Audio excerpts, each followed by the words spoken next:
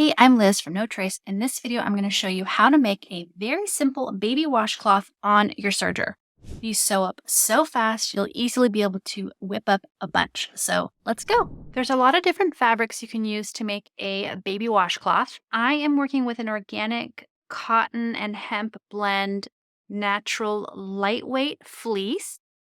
And you could also use flannel fabric or terry cloth or any other soft absorbent material. You can also cut your washcloths whatever size you want. These are some scraps that I have, and they are 11 by 7.5 inches, but you could absolutely go smaller or even go larger. I like to start my stitches near the center of one of the straight sides. And I'm just going to go straight down until I get about 3 inches away from this bottom corner. And now that I'm getting close to this bottom corner, I am going to gently turn. So I'm just gently pulling on the corner and pulling on this fabric to turn and create a curve.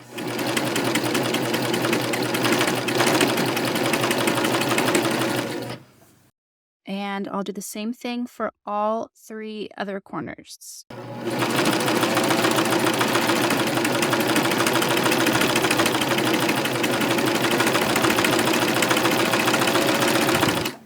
And now I'm getting close to my starting stitches, so I'm just going to sew over them about 1 inch or 1/2 inch or so.